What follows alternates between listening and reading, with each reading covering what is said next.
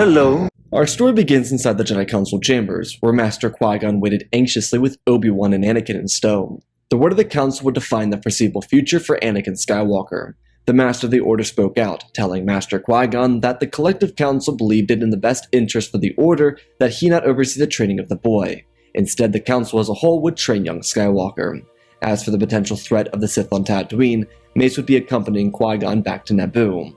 It was believed that despite Qui-Gon's belief in Obi-Wan being knight material, that if there was indeed a Sith, two masters should be the one to confront them. Regardless of potential skill or power that the Sith might hold, it was the return of the Jedi's ancient rival. If they were indeed back, it would be best to confirm the return and deal with it adequately. Qui-Gon believed he was talented enough, but the Council believed that one of their own should accompany Qui-Gon and the Queen for the return to the planet.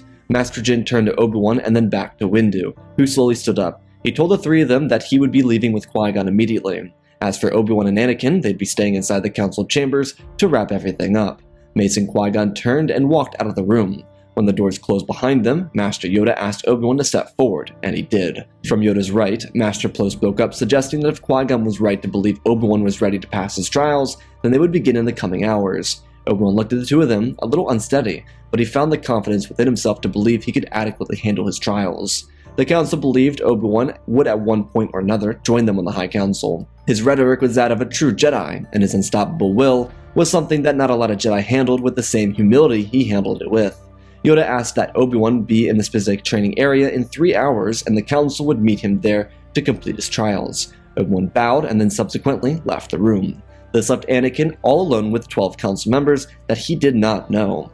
He looked around at them. The Jedi had made the decision regarding the fate of young Skywalker. Instead of splitting up the training amongst the greatest voices of the High Council, it would be a consolidated effort. They would each add their own individual tidbit of knowledge or style to Anakin's training, but they would train Anakin all together as one united force. Yoda slowly stood up from his seat and informed young Skywalker that the Force was something he would come to understand, but his trust in the Council to get him to understand it was the most important thing he could do.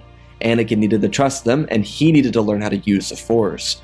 All of that would take time, and the actions the Council made here were meant to assist him with getting through this difficult period of time that would soon follow. For Skywalker, this was a bit much, tantalizing to say the least. He didn't know any of these individuals. All he knew is that they were highly respected. They all sat in the tallest tower in the temple, but he didn't know anything else aside from what was clearly visible to him here. Yoda asked that Anakin take a walk with him. This was agreed upon by the Council. Yoda would show Anakin the entire temple in all its grandeur. He would introduce Anakin to some mentors that would help him along the way that were not connected to the High Council. Some of these individuals were Jocasta Nu, Kelleran Beck, and Terrace Anube. Anakin was shown the training halls, meditation chambers, the garden, and just about anything else there was inside the temple. Throughout the walk, Yoda familiarized the Order for Skywalker, and he also did the same with himself. Anakin was still taken aback, but he was slowly becoming more and more comfortable with Yoda, as well as the temple itself. There was no tension from this time inside the Council chambers, so it wasn't necessarily hard for him to get used to being around Yoda, or simply without being with Qui-Gon. The interactions were negative, and he only had positive feelings about what he was going through right now. On Naboo, battle was beginning. For the Gungans, they prepared to face down the droid armies. While inside the city, the Naboo would recapture the palace, and at that, the Viceroy. If they could do that, then perhaps they'd be able to retake the planet and drive back the Trade Federation. Inside of the hangar bay, Mace Windu and Qui-Gon Jinn came face to face with the Sith. Mace was surprised, but it didn't change his resolve. If there was a Sith, which there clearly was, then they would deal with it. There was no reason to allow that plague back into the galaxy. Windu and Qui-Gon ignited their weapons and prepared to move forward. Maul was ready for this. He spent his life preparing to kill a Jedi, and now he had the opportunity to do it. Windu and Qui-Gon hadn't ever really worked together, but for Mace, it would actually be easier because Qui-Gon, despite different forms, was very similar to Dooku. The way they operated in such conflicts was incredibly similar, so the battle began. Not just inside the hangar bay, but the fields of battle. Windu and Qui-Gon moved in quickly, both using their aggressive forms to deter quick assaults made by Maul. The moment the duel began, Maul immediately realized that he was in over his head. Mace was the first to land strikes on the blade, and he didn't hold back with his aggressive assault. Maul was pushed back, and even he knew that if he could separate the two Jedi, that he could potentially win. Qui-Gon was able to save his energy, which was incredibly important for him. Even though Mace was 6 years older than Qui-Gon, he was still able to use Maul's energy against him. His use of a pod was a very perfect counter to anyone with the dark side of the Force. Maul was quick and dedicated, his strikes precise and strong, but they didn't compare to the momentum that Mace had when he pushed against the young Sith assassin. As they pressed forward, Maul slipped between the hangar doors, and at the last second parried Mace, which forced him to move into an awkward direction. Maul kicked Qui-Gon in the chest backwards, and he held his ground. Maul used the Force to throw debris into the wall, closing the hangar door, and completely short-circuiting the panel. When Mace tried to open it, all he could do was listen to the sound of fighting on the other side, so he did what he could do as he thrusted his blade into the wall. On the other side, both Maul and Qui-Gon could see the purple lightsaber sliding through the thick wall. Qui-Gon's energy was very high, and he blocked and parried every strike before using Form 4 to switch the tide of the battle. He was able to get around Maul and push a heavy offensive, driving his blade forward and hitting heavily with as much force as he could. Maul was beginning to see a pattern, sliding in and out of every strike made by the Jedi Master. An opening was given, and Maul took it, throwing his hands up and bashing Qui-Gon's blade above his head. The moment was his. As he spun around, thrusting his blade forward, Maul stopped. He looked forward and saw a lightsaber speeding towards him, but without full control over his movements, he couldn't do anything. Mace's lightsaber slid into his chest before being pulled back out with the Force. Windu released his grip on Darth Maul as his body fell over limp and tilted towards the ground. Qui-Gon took a deep breath and turned over to Windu and thanked him. He just smiled and nodded his head. Before telling Qui-Gon to get to the Queen, he turned back over and asked where he was going. Mace pointed at an N1 sitting in the bay. The Force was so misconstrued, but he could feel the massacre of the Gungans happening in the fields. The Naboo pilots hadn't stopped the blockade. Hopefully Qui-Gon could help the Queen and her guard capture the Viceroy and end this destructive conflict. Mace was one of the best pilots in the Order, renowned with so much talent. It was no surprise that he was the master of the Order. Windu sped the N1 out of the hangar bay and through the atmosphere, getting a feel for a fighter that was so similar to the Delta-class Jedi starfighters. Mace was set to be the help the pilots outside the blockade needed. The Queen was able to capture Newt Gunray, but he wasn't conforming to their requests. He was just telling her that the Trade Federation had complete control over the situation. Qui-Gon ran through the halls to get to the Queen. As he was, the Gungans were being slaughtered. Some of them were able to barter for a surrender, but their losses were far greater than they ever could have predicted. Mace sped through wings of vulture droids blasting away at them, taking them out and noticing that the hangar bay doors were open on the flagship. He spun the ship around and slid into the bay, speeding past all the droids and finding the reactor on the ship. It was a wide open target. He closed his eyes to make sure he could aim the torpedoes through the halls and into the reactor. As he focused, he felt the trigger and pulled it, releasing a number of torpedoes into the hull. Mace grabbed the side of the cockpit, cutting the engines as he whipped the ship all the way back around before slamming the throttle down and flipping the engines back on. It was a little trick that gave him a massive speed boost, launching him forward and his head back into the seat. The explosion sounded behind him and he knew that the Battle of Naboo had been a victory, and on top of that, Newt Gunray was captured. With the Battle of Naboo over, the Trade Federation would face the wrath of the Republic, and the dead body of Maul would be transported back to the Jedi Temple. Despite the victory on Naboo, the Jedi Council would not move from its location. Before Qui-Gon returned to the temple, Obi-Wan would become a Jedi Knight who did not have to become a Master overnight. One of the Jedi inside the Order was struggling though. Master Dooku had just removed Kamina from the archives of the Jedi Order. He was on the fence about leaving the Order and had no real reason to stay, well aside from Qui-Gon. He believed that perhaps Qui-Gon would see his ways and join him. But how could he convince someone if he didn't believe in it himself? Dooku was informed about the death of Maul on Naboo, and his faith in the Sith movement shifted. His hatred towards the Jedi Council still existed, but how could he just trust a movement to succeed if an individual who's trained for 30 years couldn't hold his own? Not that Dooku wanted either Mace or Qui-Gon to die, but it just seemed so fraudulent. Though Dooku's next interaction with the Sith Lord would be entirely accidental. He had spoken to Yaddle about his disliking with the Council and their decisions, and while Yaddle saw a point, she didn't step down from her seat on the High Council. However, she was unlucky enough to follow Dooku to the industrial sector about a week after the Battle of Naboo. When Master Dooku encountered Sidious for the first time since he became Chancellor, and the first time since Maul's death, there was a different presence. Sidious was eager to move forward with Dooku as his one and true apprentice, but the hesitancy from Dooku was dissatisfying to say the least. Sidious was beginning to think that all Jedi were just as weak as Dooku was, and then Yaddle showed up. Dooku didn't want to fight her, and his stance made that all the more clear, until Sidious told Dooku that if he didn't kill her, they would kill them both. Dooku listened to the threat, and he did as his new master asked of him. He was able to defeat Yaddle, and he eventually executed her. Sidious told Dooku that if he ever hesitated again, then he would lose his life. Sidious decided that a switch of plans was necessary. Being that it had been a week since Naboo, Sidious was informed of Skywalker. He wanted Dooku to stay inside the Order. he would have someone else manipulate the minds of the Separatist Council. It wouldn't be hard to find a power-obsessed individual in such a corrupt galaxy as the one that they had in front of them. Dooku felt so defeated, because he didn't want to kill Yaddle, but perhaps he could find a reason to actually join up with the Sith. Maybe this was a route that he was destined to be on, and maybe Sidious would help him accomplish his own goals, which was to stomp out the corruption inside the Senate.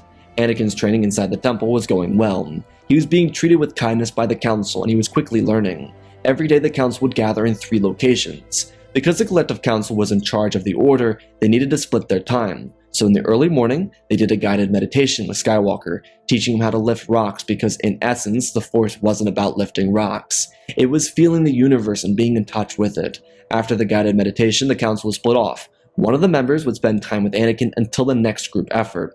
Every day these roles were different. One day Plo Koon would be with Anakin between group sessions, and then the next day was Opa Rancisis, and so on. The second session of a day typically occurred in the Council chambers, where it'd be a basic instruction. They would teach Anakin everything he needed to learn when it came to the Force. After that, the teacher of the day would take Anakin to the archives, where he'd be handed off to either Jocasta Nu, Kelleran Beck, or Tera Sinube, just depending on the day. The final session of the day would be a combative training alongside a shutdown meditation. Anakin's days were long, and they were a bit difficult to adjust to, but anything was better than being a slave.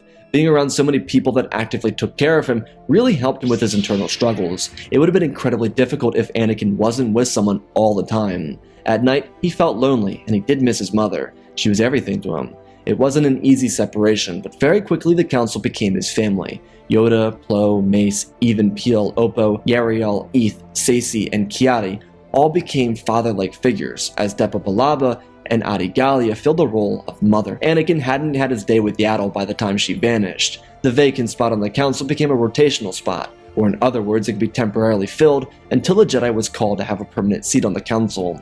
Windu and Yoda decided that the spot would be split between 2 high-caliber Jedi who were ready to become masters on the Council. The first one was more to their liking because it was Shaak Ti. The second helped defeat Darth Maul. While Qui-Gon had been asked to join the Council beforehand, having rejected it in the past, the Jedi were wary of asking again. But Qui-Gon was willing to accept the rotational role, mostly because he'd be able to help Anakin. For Skywalker, this was an added benefit because both Shaak Ti and Qui-Gon were the closest to anyone on the Council that Anakin got, aside from Windu, Plo, and Depa. It wasn't that he didn't get along with the others, it was more or less he felt closer to those 3, so having 2 more was a wonderful addition. With guidance from the Collective Council, Anakin only became more and more infatuated with the Force, and at that, the Jedi way. The Council was hard-pressed to also find out what happened to Yaddle, and on top of that, wherever the other Sith was. One of the rotational masters was beginning to notice differences from his former master. He noticed it mostly because on his rotational day with Skywalker, Dooku interrupted their one-on-one session to spout something negative about the Jedi. While Qui-Gon agreed with the sentiment in a way, Dooku was going about it the wrong way. It was polarizing for Anakin and it was very awkward for all 3 of them. Dooku came up and interrupted the session, threw himself in between Anakin and Qui-Gon and said some rather unhinged statements about the Order, and Qui-Gon just looked at him with confusion. He did suggest that such comments be saved for later, and Dooku kinda just went on his way. It wasn't just with Anakin, but it was around everyone. Obi-Wan and Dooku met, which was also awkward for Obi-Wan, so much so that he even told Qui-Gon about it. But Master Jin didn't want to get Dooku in trouble. He was very much so against this line of thinking. Dooku always had this darkness, and it was always what separated him and Qui-Gon the most. After the second or third time Qui-Gon heard about Dooku being overzealous in all the wrong ways, he decided to approach him. Again, the awkwardness that had been present for weeks was again blasting him in the face. Dooku was very against this talk and he flat out rejected Qui-Gon and even refused to allow the conversation to begin. Qui-Gon was in fear of bringing this up to the Council, and so he neglected doing it. Because Dooku realized that Qui-Gon was really on to him, he laid off of it for a couple weeks and allowed Anakin to get his training in peace. The pressure from Palpatine was really frustrating for Dooku, but his fear was in complete control. Allowing that to take control and take hold of him ate him alive, and as a Jedi, it made him a hypocrite, and as someone so critical of the Council, it was only simply irony. Away from Dooku's individualistic struggles, the Council was becoming more and more fond of Skywalker. When he was only 11 years old, they brought him out to Ilum so they could retrieve his Kyber crystal with him. He was obviously very pleased when he got the crystal for his future weapon, but on the way back from Ilum to Coruscant, he felt like he should speak his mind. Despite the rotational role being active this long after Yaddle's disappearance, both Shaak Ti and Qui-Gon were present, due to Anakin's requesting that they be with him on this impertinent leg during his journey. Anakin was talking with the Masters as they were all seated in the lab on the vessel. It wasn't really a lab, but it was where Professor Huyang held every single piece to every single lightsaber. He taught Anakin how to build his lightsaber, and because the Council was here with them, they decided to partake in the exercise, pulling their lightsabers apart and putting them back together. What was super cool for Anakin was Professor Huyang looking over each and every lightsaber present. Having been around for 25,000 years, he was present at the creation of every single lightsaber starting from the first one ever built. He was able to note the differences in each lightsaber, including those from the present council members. As they were all talking and putting their weapons back together, Anakin was kind of mumbling to himself. He's putting the lightsaber pieces into place as a thought just escaped his mind, just wishing that someone could free his mother and all the other slaves in the Outer Rim. It seemed to plague him because the second after he said it, the lightsaber clicked together, as if something was holding him back from his natural progression. The council members all turned to Anakin and looked up in a confused manner. He smiled and said he finished his weapon. They were all confused, but as he handed the weapon to Huyang, he asked what they were looking at. They said he mentioned something about his mother. Anakin was really unaware of it. He was just in his little zone and it slipped out. He suggested he didn't say anything, but they all heard it, even Qui-Gon. After the events of Naboo and training Anakin, it slipped from their mind, and because Anakin never mentioned anything about it, they just had no real inclination to remember. They turned their attention to each other and then back to Anakin, suggesting that they could do something about it, but they would have to have legitimate proof of slavery in the Outer Rim to be able to do something with backing from the Republic. They were hoping for backing from the Republic. Anakin told them that he could help, and they suggested that aside from informing them of where his mother was and the rest of the slaves he spoke of, then there was nothing they wanted him to do. His feelings and emotions would be conflicted during such a time, and while they knew that as a Jedi it was natural to have such emotions, to them it was important for Anakin to focus on his training before facing a challenge of such magnitude. Qui-Gon suggested that he could lead an expedition to the Outer Rim, so they could capture the slavers that were mentioned. As Anakin was expressive about wanting slavery to end, he wasn't all that expressive about missing his mother. Obviously he still missed her, and no one could ever replace her. But he felt home inside the Order. It was a new family. It wasn't that he was abandoned on a path he didn't know how to face. It was he had people in his corner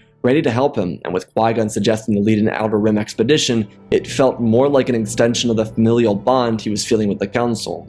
Upon the return to Coruscant, Qui-Gon would take 100 Jedi with him, including Kenobi, Aayla Secura, and Quinlan Vos, to see where there were large amounts of slavery or signs of slave trade in the Outer Rim. As for Skywalker, his training would continue with the remaining Council members.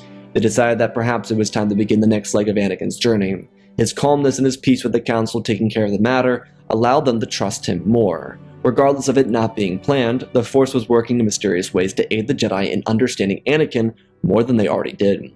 On top of the construction of his first lightsaber, Anakin began a new meditative practice with the Council, ones that would bind him to the Council more than ever before. While this was special treatment, Anakin was meant to be the best of them. He would obviously find himself on the High Council at one point or another. These meditative practices wouldn't just help him with his understandings on the Force, but it would tie him closer to the other members on the High Council. This meditation was all about connecting with those around oneself, rather than an inward connection to the Force. So for Anakin, this would involve him going into the minds of each Council member, as well as the other Council members going into his mind. This was a tactic used by the Council with each other when they were trying to understand a vision or whatnot from a certain individual. It connected the Council members to each other more, and it allowed them to understand each other as well. For Anakin, he would experience something only Council members had experienced. People outside the Council had done this before, but typically the connection had to be really strong. Either best friends, lovers, or the ever so rare dyad in the Force. Anakin naturally took up the lightsaber training, and he got especially comfortable with his own lightsaber. Using the training blades was always a bit uncomfortable. He was able to truly blossom with the continued guidance though. He was always open to learn more, and some of the Tatooine characteristics the Council was initially worried about, they all began to fade away. He lost his ego and he learned how to be patient. Once he started meditating with the Council members, he learned so much more than he was ever prepared to learn. Going into someone's mind didn't just unlock their memories or their secrets, but what they knew. It meant he could access things that were seen as hidden in the restricted section. The Council knew this, but they trusted him. This was another test. If Anakin took this knowledge with honor and humility, then he'd be worthy of continuing this line of training. If he began using these powers, then they would just simply handle it. The main point of emphasis being the Council's acquired trust for Anakin. He took the knowledge he learned with great peace, and he understood that the Council was testing him, and he trusted them. As he learned these new powers, he also figured out that for the easier ones like Mind Trick, it only took a couple tries to get down, especially on brain-dead life forms. For harder things to understand, like Electric Judgment for example, that took years, especially because Electric Judgment was a lot more focused than electricity. Anyone could use electricity if they used their anger on the dark side, but Electric Judgment required precision and focus. It could not be used by someone who had a conflicted mindset. While Anakin was expanding his knowledge at an extraordinary rate, the Jedi Order in the Outer Rim had found much more than they initially believed they would learn. Their undercover mission helped them uncover not just the slave trade, but the criminal empires that had basically had nothing left to offer. They were fragile systems built off the fragility of the people who relied on them. With so many reluctantly joining because there was literally nothing else for them to do, the Jedi knew what needed to be done. Qui-Gon returned with this information, and Mace Windu went to the Chancellor, accompanied by other Jedi Masters on the High Council, to discuss the situation with Palpatine. While the Jedi weren't warriors, it was their place to end this destructive carnage in the Outer Rim. The people needed the Republic. Palpatine was to react with excitement, but Sidious was fuming, realizing that he needed to twist this against the Jedi. Good thing he had Dooku. He could prop up Dooku as a warmongering Jedi. However, that would likely become more difficult considering Dooku was so back and forth on his role. Sidious had begun looking for a replacement, but that was increasingly difficult. Qui-Gon, on the other hand, told Anakin about Shmi being freed and how the Council was looking into efforts to get rid of the slaves in the Outer Rim, along with some other nasty practices. Anakin was excited about this, and as he was getting more and more eager about it, Palpatine blocked it. This left the Jedi in a tough bind, but the Council believed it was time to make a decision for themselves. This decision by Palpatine, that was also backed by a good number of members inside the Republic, would be taken up by the Jedi.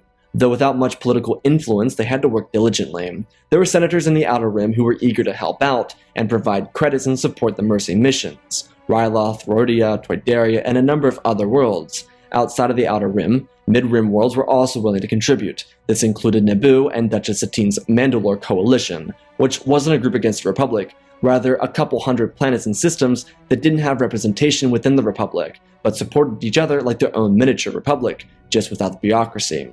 The Council had to put a collective hiatus on Anakin's training. It didn't mean he was left alone, it just meant that Yoda dispatched the Council. Plo went to Toydaria and its surrounding systems. Ki-Adi-Mundi and Even Piel went to Mandalore, and Windu went to Ryloth, just to name a few. With most of the Council not present, Anakin realized how closely connected to all of them he really was. Obviously, there were 5 or so that he was closest with, but with only Shaak Ti and Yoda being present, he realized how much he loved the other 9 Council members. He really appreciated them for what they did for him. But thanks to Shaak Ti and Yoda, he was able to continue his training.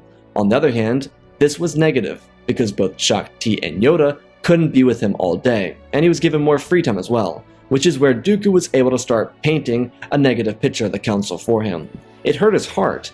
Qui-Gon was Dooku's student, and all Dooku did was go against the Council and talk about it as if they were slavers themselves. They weren't perfect, but they were far from evil. This was especially true considering in the coming days to weeks, militias would be raised from non-Republic and Republic worlds that weren't in the core to go and help reclaim the Outer Rim. This did 2 major things. It painted the Jedi as liberators or warmongers, depending on whose side of the political row you were on. It also made Palpatine look especially weak. The Republic didn't help out the people in the Outer Rim, but people helped out the Outer Rim. It was a strange dilemma for Palpatine. The effectiveness of his plans literally relied on the Republic looking corrupt, but not in this way. The Republic looked weak, and with Palpatine leading the ineffectiveness campaign, people were more inclined to see him as weak rather than the system itself. However, with politicians aiding the Jedi's efforts, it became exponentially clear that once the Outer Rim was secured and given proper representation, things would need to change. What followed was an invasion of the Outer Rim. The Jedi were prepared with enough volunteers to defeat a system fleet. The people moved in together. For a lot of people in the Mid and Outer Rim, they saw this as their chance to liberate others and in turn liberate themselves from the Republic. Palpatine was clearly not going to fix these issues in their territories, so if they could bring people together, then maybe they could get the representation they needed. No one was thinking civil war against the Republic, but everyone was thinking better for themselves. The Jedi went in and were seen with their capes and their laser swords like heroes. For young Skywalker, he wanted nothing more than to be a part of this, and for both Yoda and Shaak Ti, they saw this as Anakin's desire to be a Jedi at the highest level of their inner performance. As Council members rotated from the battlefront to Coruscant, they could see Anakin's growth. As he began shooting through growth spurt after growth spurt, his maturity continued to be a defining factor within him, especially as a Grand Master and him cut a deal after Yoda heard Dooku talking smack about the Council to Anakin. By this point, Anakin just looked at him like an annoying uncle who always spouted off conspiracy theories. He learned that instead of defending, he'd just laugh and smile and nod his head because it made it all end faster. Dooku's lack of a backbone came from the pressure Palpatine put on him, but also his fear of losing Qui-Gon's respect. At the end of it all, he was failing not just both of them, but himself. Despite Qui-Gon's loyalty to the light and his aspirations to be with Anakin in the temple, he found himself as a frontline warrior. He and the Council were here to liberate. They were being knights of the Republic and they were winning. The war with the crime families went brilliantly, and after a full year of supplies and warriors, the crime syndicates crumbled. The slave trade vanished and many top-paid bounty hunters either died or vanished like ghosts. It was a total victory for the Outer Rim, which, with the help of some senators, Ta, Anakin Far, and Padme Amidala, they were able to usher in individual representation to the Republic. At the same time, the Mandalore Coalition was sending fresh aid to the Outer Rim. Of course, this did have its own risks, but with many of these hundreds of star systems believing they'll get a return on their investment, they piled in. The idea that was crafted by Satine was a bit of an alter to what she did for her people on Sundari. Of course, the only difference was the scale of how it had to be done. In a perfect galaxy, it would be done effortlessly, but that wasn't possible. Credits, labor, and supplies were expensive, so it had to be written up that every planet and a new legislation would put away a percentage of their income to return to the planets they received aid from within the next 2 decades. While there were some senators and leaders who worried about the effectiveness and the reality of such actions, the poise of Duchess Satine firmed their voices. The Jedi were also in heavy support of these actions, and then when the Council turned its attention to the Republic, it was clear the status quo had changed, though that change wouldn't be visible for another couple years, which is when Anakin was 17 years old. He had already passed his trials by this point, and he was on the daily sparring with the Council members. He was a remarkable Jedi, and everyone in the Order knew it. He inspired so many just with his individual growth. It was obviously something aided by talent, but his dedication was the difference. If he wasn't dedicated to his craft, he would still be powerful, but he wouldn't be remarkable. Anakin was truly a force to be reckoned with, not because of his lightsaber skill, but because of his mastery and understanding of the Force. Having spent so much time with the best of the Order, he was able to understand things that many never got to learn. At this point, the galaxy had completely been reshaped. Despite Dooku's plans to turn Skywalker, he wasn't getting anywhere, and truthfully, he didn't want to get anywhere with anything anymore. He was so focused on the idea of turning Anakin that as the Order shifted and changed around him, he realized he had only become what the Order he despised was, while the Order reshaped itself into what he wished it was. He was so disappointed, and Qui-Gon even decided to stop talking to him. Dooku had no one. While Yoda was always ready to support him, they hadn't spoken in a number of months due to Dooku's inability to listen to anyone. The Jedi, having won their war in the Outer Rim, deployed units of Jedi warriors and peacekeepers. They weren't received the best when they first arrived, but when they brought fresh supplies and credits, they were no longer seen as oppressors but liberators. Of course, there were scum that thrived off the crime syndicates when they had power, but once the people turned on them, they realized they couldn't legitimately sustain a conflict with the freedom fighters, that either changed their ways or vanished. The Republic itself, with the help of numerous senators, increased the size of the delegation to 2,000. It became a party that was fully lopsided, and with the power, it removed Palpatine from office in one swift blow. The vote of no confidence came from his senator too, Padme Amidala.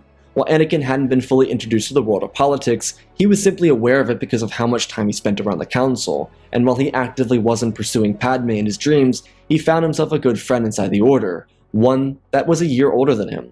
Marjorie Kellum was still a Padawan, but that wasn't an insult to her. She just trained at a normal rate for a Jedi, unlike Skywalker. One day Anakin was inside the archive studying with Marjorie and talking to Jocasta Nu when Dooku came up to him.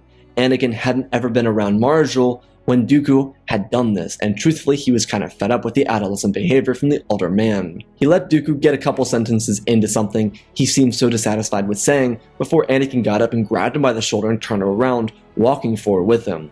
Anakin looked at Dooku and asked him what his issue was. He was always doing this, always trying to convince him to believe something he didn't believe. There were flaws, sure, nothing is ever perfect, but he acted so high and mighty. It was time to stop, or grow up, or get a spine. Anakin just said that for being such a generational talent, he sure did a lot of whining. Maybe he'd be better off becoming a member of the Lost 20, or just leaving. Anakin remarked that Dooku didn't even seem interested in what he was saying half the time. He told Dooku to leave him alone and stop harassing him. The Elder Jedi Master just looked at Anakin, as his brows firmed and he turned away and headed back to his table. Dooku wasn't really ever fond of Anakin anyways, and with Sidious always yelling into his ear, he had even more reason to dislike him. But it seemed as if the wisdom of the Council had found itself home inside of Anakin's mind, because that statement felt like it came from Yoda or Qui-Gon themselves. It was so forceful but delicate at the same time. But at the end, it made Dooku realize that he became the very thing he swore to destroy. He was a hypocrite. He was actively avoiding the positive change the Jedi were enacting. And while the Jedi weren't perfect, he wouldn't be able to do better himself. The Jedi rallied up an army and destroyed every established crime family in the span of a year. They continued to go out into the Outer Rim to help the people. What was he doing this entire time? Nothing but whining at every possible turn. The shame Dooku felt washed through his skin and bones. With Palpatine out of his seat in the Senate, he was nothing but vulnerable. So Dooku messaged his master and told him that he secured Skywalker. Sidious was eager to get these results. If the Sith couldn't use a war, then perhaps they could steal a chosen one. The war was still in the plans, despite Dooku being a Jedi the entire time. He was still posing as Lord Tyrannus. Dooku went back to Anakin and told him that he would like to show him something after apologizing. Anakin asked what it was, and he told him it would require a journey.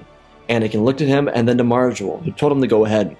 She would probably still be here by the time he returned. He smiled and got up and followed Dooku, asking where they were going. Dooku didn't really say much, but Anakin didn't exactly have no reason to not be super distrustful of Dooku. He didn't trust him, but what Dooku was really about to do was something he could never really prepare for or expect. They got into a ship and sped across the city of Coruscant. It was at this point Anakin started to get a little wigged out, so he tapped his communication device and transmitted a live signal to the council chambers. The Jedi were in discussion when it popped up. It was especially weird for Skywalker to be doing this on Coruscant, so they immediately assumed he was in danger. So Windu, Shaak Ti, and even Peel jumped up and the other Jedi were to stay back. It shouldn't be that big of a deal.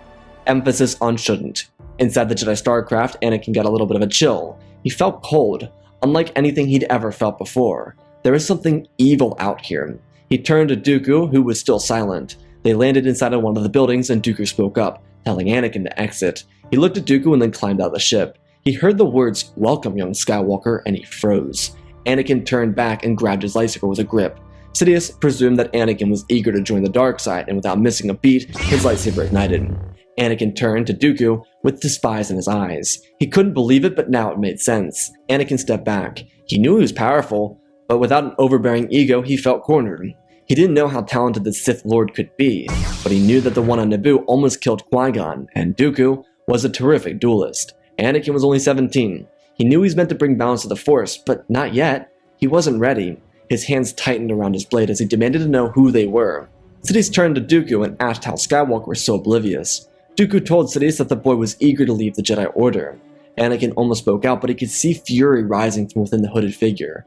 Dooku told Sidious that they could turn him together. Without missing a beat, a lightsaber slipped through Sidious's robes and he slashed upwards in a dedicated hiss. Dooku slammed into his ship and slid down with a gaping wound in his chest. Sidious turned back towards Skywalker and told him that with Dooku out of the way, he could become the most powerful Sith the galaxy had ever seen. Anakin shook his head, raising his lightsaber to defend himself. Sidious was going to play nice. He knew he could gaslight Anakin into becoming one of them.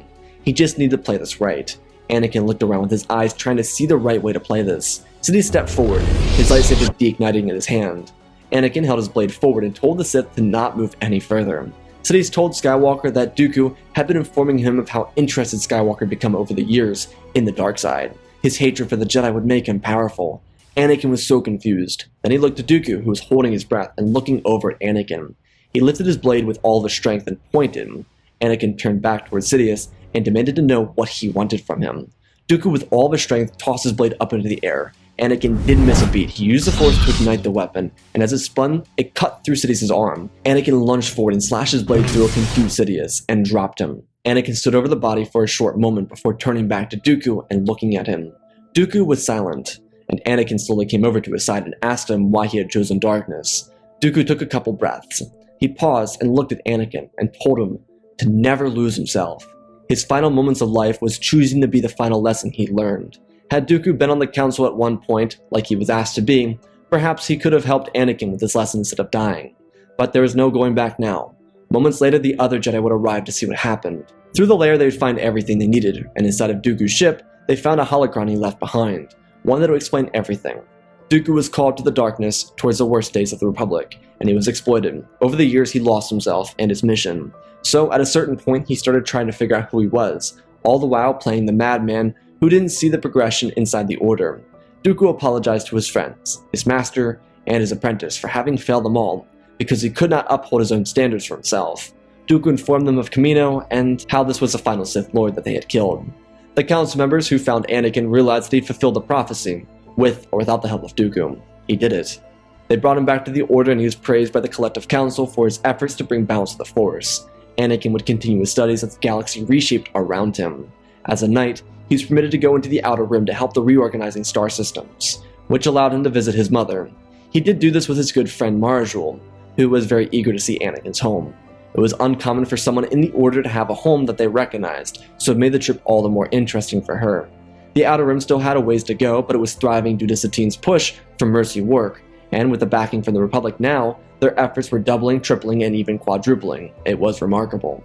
Anakin and Marjol would stay together in the Outer Rim for a couple years. This was mostly because Marjol's master was dedicated to staying out here, but he was consistently unaware of the bond that had formed between Anakin and Marjol. It was rather simple until it wasn't, which it developed fairly heavily while they were separated from the temple. Though for Anakin, he felt even more encouraged to follow this path because of his teachings, though that might be Qui-Gon's fault, more than anyone else on the Council's fault. The clone army from Kamino was taken by the Republic, which paid for it, considering it was technically Palpatine who was behind it, which was very, very clever work by the Jedi, who made sure it was seen that way. The Republic then cancelled all remaining cloning projects and sent the ones who came out to Tipoca City to the Outer Rim to assist the relief efforts. The potential CIS would never form, aside from a couple deranged voices that Sidious got to, and they were all thrown out by the collective people who didn't want to hear it anymore. Skywalker would become a Jedi Master a couple years later, and he would effectively train his student Caleb Dume in the ways of the Force. Caleb was a good match for Anakin, but just like everyone else, Caleb wasn't privy to the relationship between his master and Marjol. They had completely fallen for each other, and despite their love, they decided to keep it a secret. They were to enjoy both aspects of life with each other, and while no children would be involved, they would live their lives to the fullest. Several years after numerous faces on the Council either passed away of natural causes or simply stepped down from the Council, Anakin and Marjol would serve on the Council together. While Plo Koon was the eldest member on the Council, at this time, Anakin was the Grand Master, and his Master of the Order was his lover. Anakin personally, after having understood the Force for so many years of his life, would oversee the training of Grogu, the one who would likely be this generation's individual to maintain the balance. Not the chosen one, but one of many each generation had to uphold, the peace that Anakin Skywalker helped the galaxy find. And that, my friends, is our story. And special thanks to Galactic Gaming, Tristan, Darth Revan, Pimp Daddy Bane, The Last Jedi, Apollo, Weebu 670, Annika Stank Runner, CT7567, Oz of Oz, Darth Nox, The Eternal Padawan, Malik, Janin Daguin, Sansa Skeleton, Jedi Sloth, Mr. Yeet Gamer, Lord Calic, Emily Slayer 66, Magnetic Studios, Anakin 003, Lord Draken, Fordo's Legacy Star Wars, Erebus, Rex the Wolf, the man with 3 first names, Dark Saint 46, Baron Joshua, and Lord Deadwing for supporting the channel. Smash that like button if you're supporting other ways. Go check out the Patreon. Updates for the Sith Clone Wars are there. You can get early access with Grand Tier, or the other tiers have a little bit lesser access. Master of the Tier gets access to the episodes each Friday. So in the Anakin Trained from Birth video, every council member trained him at a different time in his life, and so I wanted this to be more consolidated effort. I wanted the council to feel more united on this front and have it more focused on their collective focus on Anakin. I think Anakin would genuinely grow exponentially with the council by his side and fully trusting him, and I think that growth between the council and him would allow him to really just flourish as an individual. And as for Dooku, I wanted to have this weird dilemma for him because he's usually a really strong-willed character. I thought it'd be interesting to see him in a different light where he's conflicted because Qui-Gon's still alive, but he also wants to see that change. And he becomes like blinded in this mixture of like chaos and a change of Palpatine's plan, which really played into that chaos that he experienced there. So anyways, I hope you all enjoyed. I love you all, spread the love, and always remember, my friends, may the Force be with you.